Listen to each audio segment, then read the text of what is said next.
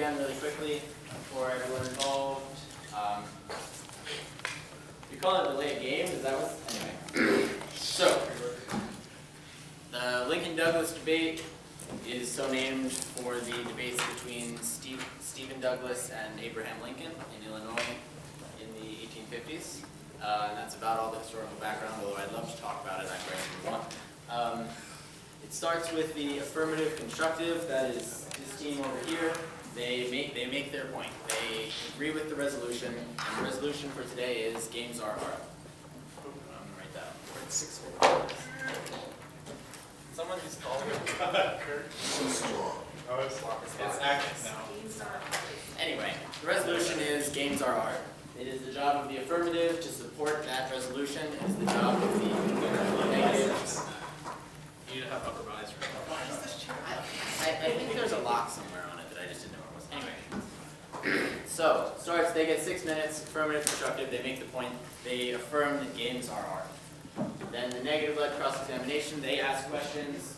They're generally not supposed to ask yes or no questions. They're supposed to, in some way, illustrate a point or something. Yes, to further their argument in some way, or however they see fit. So, like I said, they're kind of not supposed to ask yes or no questions, and if they do ask a yes or no question, the other team is allowed to not answer, and they should not be judged for that. They should not be thought any less of for failing to answer a yes or no question. But other than that, the person asking the question is in control. So if they think they're stalling or they're not answering the question, they can cut them off, move on, which I encourage them to do. That's the resolution. Then the negative is their constructive, which also should rebut some points given by the other team. It is the job of the negative side to reject the resolution in some way or another. They can either say, no, this is not true, or they could say, no, this is more true, or however they choose to do that. They have 7 minutes to present their argument, rebut some points of the positive argument, and really set their tone. Then there's the affirmative-led cross-examination, which is basically the same thing. They ask questions. The person asking the questions is in control, but the person answering the question is not required to answer any yes or no questions. The affirmative rebuttal. The big thing about the rebuttal is you're not supposed to introduce any new points. You're just supposed to rebut the opponent's points. You can bring up your own points if you'd like, but you are not supposed to say, oh, this is this other new point that I have, because that is unfair. It doesn't get cross-examined. So you should not. Any new points that are brought up in the rebuttal should be ignored. The negative rebuttal and crystallization, just another word for conclusion. They rebut all the points that as many of the points as they so choose that the affirmative side has made, and they sum up their arguments. They say this is the best point, this is the worst point, this is the worst point the other team made, whatever. The affirmative, did I say capitulation? I think so. The affirmative conclusion. The affirmative team brings together everything. This definitely says the affirmative conclusion they're supposed to bring up. They say this is why we're right, and the same with the negative, that they say this is why we're right. Again, in the rebuttals and conclusion, any new point should be ignored. In the debate, our judges will give comments and then vote on who they think made the stronger argument. I implore everyone involved to think more about who made a strong argument than who they agree with, as hard as that is to do. Any questions? Oh, questions. What time do we get? 4 or 5 minutes. 5 minutes. 5 minutes. That's Yep. in rest time. Between speeches, either side may take up to 5 minutes total, broken up in any way they so choose. So you could take, 1 minute, 1 minute, 1 minute, 1 minute, 1 minute, or you could take 5 minutes all at once. That is to prepare for your next section. Yes, and don't try to, so like I said, make sure someone has finished before you start that 5 minutes of preparation. I encourage everyone who wishes to participate in any way to take good notes. That is, there's research, note-taking, and speaking in that order. Or did you tell them about looking at the? I have decided to go a little bit more low tech. I have said that, people only use a pen and paper, and I discourage, as much as looking at the other people's actual notes is part of the official rules, I have decided that it is not in the spirit of the competition. You may question, what was your source for this? And then they can answer, and I feel like that serves the same purpose. In the cross-examination, you could say, in the cross-examination, you could say, what is your source for whatever fact you give? I just want to know. Yeah. Okay. Any other questions? Comments, ideas? All right. So here goes now. This team is the affirmative, negative. I don't know if I said that already, but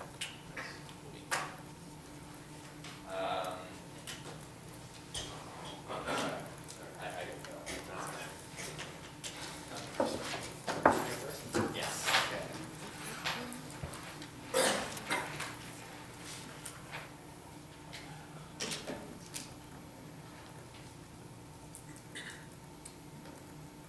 Merriam-Webster.com defines art as the conscious use of skill and creative imagination, especially in the production of aesthetic objects, also works so produced. And it defines aesthetics as pleasing in appearance, attractive, such as easy-to-use keyboards, clear graphics, and other ergonomic and aesthetic features. With these definitions, our side will prove that video games are art. Now, art can sometimes be a subjective term, so this case that we are trying to make requires authoritative sources. First and most obvious, the Smithsonian is going to be running an Art of Video Games exhibit this summer, which I'm sure the opposition is familiar with. The Smithsonian is one of the most respected set of museums. If they are running an exhibit on art of video games, they must be considering video games as art. Second, the National Endowment for the Arts has now said that video games are art, and is giving money for developers who want to be able to share their works but don't want to charge customers to get it. They still need money to eat. And so they also consider art. Third, the Supreme Court has heard a case last year brought by California about video games and the First Amendment.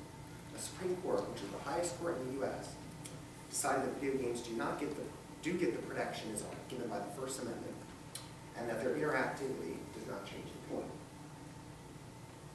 Finally, a journal called the International Design Magazine talked about video games art. The article described Flowers as a game being specifically designed to promote an artistic kind of experience, which Sony coined Zen gaming. This is almost like art for art's sake. Other games were made with art in mind.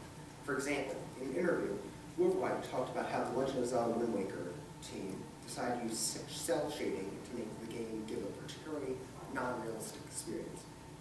At first, many players were turned off, but eventually people realized how well the style looked. The Path is another one. It's a game that takes an alternate version of the Red Riding Hood story. According to the developer, the game is not meant to be played in the traditional sense, in that there is no winning strategy. In fact, much of the game requires the player to choose the losing path for the sisters to run into encounters which they and the player amount to experience. Even the story narratives are not typical for a game, as explained by the developer.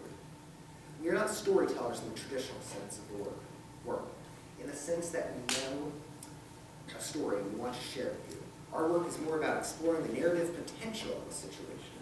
We create only the situation, and the actual story emerges from playing partially in the game, partially in the player's mind. There are other games that, even though might not have been specifically made for art, have like artistic elements. For example, some people might say that Grand Theft Auto is a social commentary. Portal 2 has parts when you land on an aerial jump plate or tip over a turret, it changes the music throughout the level.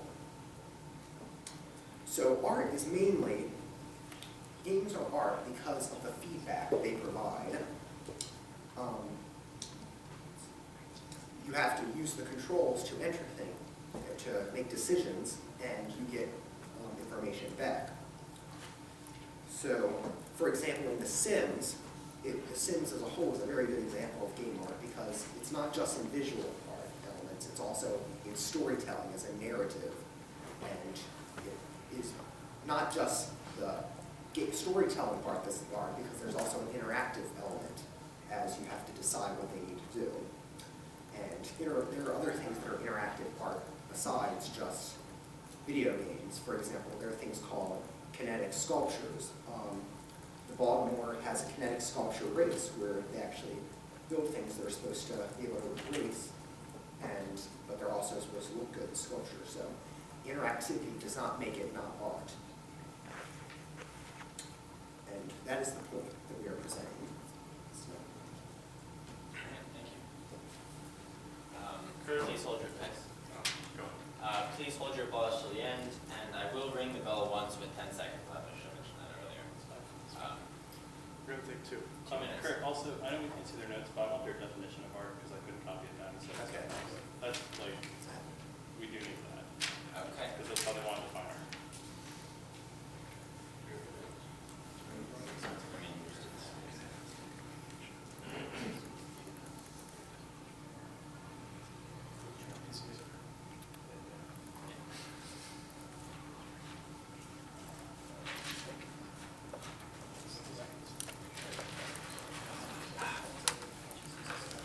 I guess that is a courtesy to take more time in advance.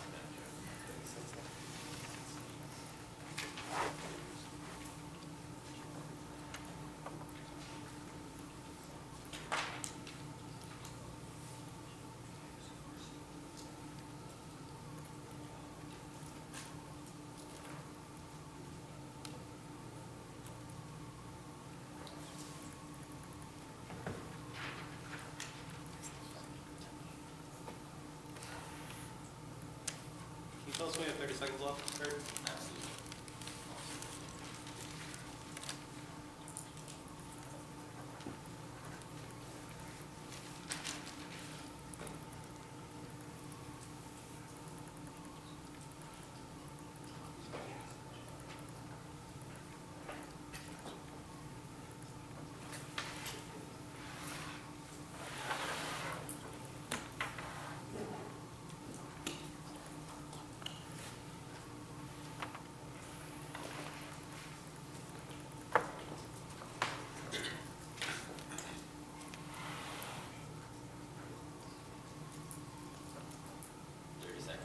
Thank you.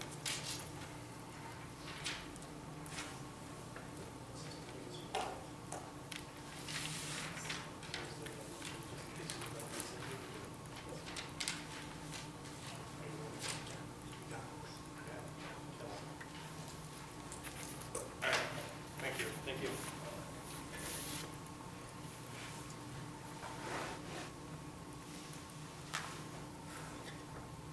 Good afternoon. You use the Merriam-Webster definition to describe art as a conscious use of skill, but cite that game creators for the path state that players create the art. How can you create art when, one, you don't know what the players will create, and two, the player may not the player might not intend to create art there.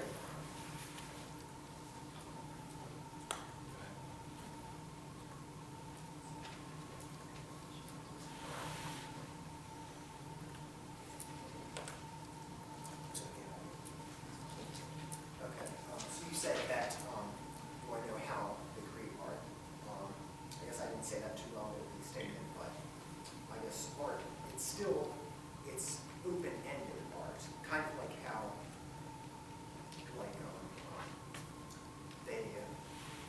it's actually allowing the art. I'm sorry, but I'm going to have to cut you off, so I'll move on, okay? With the idea that games are made to create a win scenario, how then would you say the win scenario is in a work of art like Venus de Milo or Shakespearean play like Hamlet? With the idea that games are made to create a win scenario, what would you say is the win scenario in a work of art like Venus de Milo or the Shakespearean play Hamlet? Oh, well, we're saying that not all games do have win scenarios. We're saying that there are certain games like the SimCity or something where you're not really at it. You can do whatever you want. By definition, a game is created to create a situation where the player ends game. Even in The Sims, the player gets to a point where the sim dies, creating an end game. Moving on to the next question. In a game, there has to be rules and structure. What rules and structure do you believe are present in art? Rules and structure in art can be usually defined as, can they provoke thought in a, can they provoke thought in a person? Can they elicit emotion in somebody? You can interpret that as a form of possibly rules and structure within creating art itself. Okay, and just one more before we get off. The purpose of art is to inform and relay an idea. What would you say is the purpose of art, the purpose of a game, if not to solely entertain a player? Some games can still elicit emotions from several people. You can see. I'm not talking about emotions, I'm talking about ideas. Like for example, there's the whole thing about the X-Men. Their thing, the reason that might be considered art is because it relays the idea and the thing of racism. It emotes that idea. How would you say games might possibly do the same thing, besides just entertain someone? They could actually maybe even target the player's character in some way. Sorry, gotta stop right there. That's 10 seconds. Oh, so, okay. As I was saying, that it could possibly target the player in some way and possibly, you know. Could you cite an example? I know I've seen in, take for example, maybe in. Like I'm asking for one that's solely connected to you. One that gave you.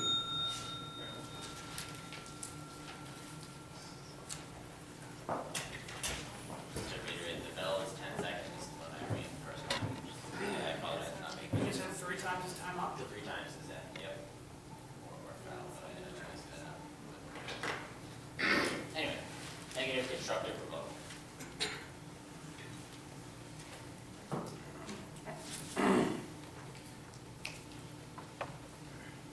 Binary. It is the blessing and curse of Western culture. The same idea that makes computer technology possible has destroyed our rhetoric. 0-1. You're with us or you're against us. Democrat or Republican, our society revels in absolutes of language. The statement upon which this debate is based tonight, games are art, is no exception. It's either games are art, games are not art, right? That's the real problem with this discussion. There is no nuance in this statement. My team and I fully concede. Some games are art. That is undoubtable. Our point will not harp on Roger Ebert's stale definition of art and its reliance on concepts like authorial intent. Our point does not rely on statements made by some of the most prolific game developers in the short history of the medium, including John Carmack's famous enthusiasm in opposition to the idea of games as art. The problem is that the statement declares that games are art. That is to say, that all games are on some level art. Granted, last year the Supreme Court granted the video game medium as a form of speech protection from censorship by the First Amendment. And some have been quick to say that this represents an acceptance of games as a medium, as an art form. But this ruling comes from the same court that has deemed that unlimited campaign financing is a form of speech protected by the First Amendment. Money is speech. Does that make spending money on political campaigns an art? Well, that's debatable. Hold for chortling. No. According to the court, it makes it speech, the same as their games ruling. No, to say that games at large are art would be both short-sighted and naive. To make such a claim would be to would be equivalent to saying that snuff films can be a work of art on par with 2001: A Space Odyssey. That dubstep remixes posted on YouTube by amateur FL Studio users is artistically equivalent to a symphony composed by Beethoven. That every photo your friends post to Facebook and every piece of child pornography is equal to the works of Ansel Adams. It is simply not true. Many games set out to be visually and audioly appealing. Some games aspire for artistry intentionally. Few achieve it. But is that really a bad thing? Why should we settle for an industry or a world where all effort is viewed as equal, despite how truly exceptional or mediocre our work can be? Do you want to live in a world where we flatten the plane of talent simply for the sake of making our speech easier? We can embrace games as art, aspire to attain art in our design and presentation, but not every game can be art. And that's what makes it art. Thank you. I can see the rest of my time. All right. So, time for the affirmative-led cross-examination. You get 3 minutes.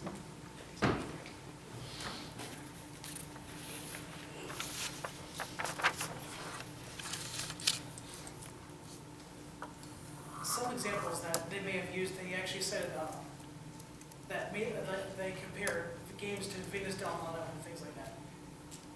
That being is a very poor point because that's a static picture. Video game is a picture in motion, and that it reacts to the player in some fashion, whether it be that that an NPC will have a conversation with you, or the game may actually react accordingly, and maybe you get a different emotion out of it. Another thing that may have asked is that, John Carmack's own opinion on things like, video games are not art. But would you say that Carmack himself could be an artist, even though he only uses numbers and letters? Are you asking the question? Is that a question? Yeah. This is Yes. the cross-examination. Okay. And could you repeat the question again? I'm sorry. You said that John Carmack was a programmer. Can you still consider a programmer an artist? I think that anybody that doesn't believe what they're creating is art is not an artist. And those that set out to create art are artists, and people that just happen to splatter paint or write code that's beautiful to somebody, that doesn't necessarily make them artists. And how would you say that also, what maybe a winning strategy be considered an art form in of itself? Say creative use of game mechanics, can you maybe consider that art? We concede that meaningful play and artful design can be an artistic expression, but not all games aspire to that standard, in our opinion. Especially when you start including players as a component in your creation of the art, as you put it. I definitely know that when I play games, I'm not always trying to create art. For example, Street Fighter 4. Compare Okami to BMX XXX, and you have your comparison. But at the same time, is that still considered an art form because you are performing something on the screen, and that can be by definition art because you are, performance art, I say believe you're dancing or even performing a combo can be considered a dance. I believe your definition included that intent was important. And if I don't have that intent, then I'm not creating art. Even if it happens to turn out to be art, I'm not trying to create art. It's not art. It's not being held within the intent of my actions. What about if the player is not circled around is not meant to be anything, it's more of authorial intent that the creator might want you to experience this, not that you should do this not that you are free to do what you want. I can see that some games do have that, but I mean, as was cited with the game The Path, as we mentioned. All right, next up, the affirmative rebuttal. You have 4 minutes. 2 minutes. All right, 2 minutes. Yep.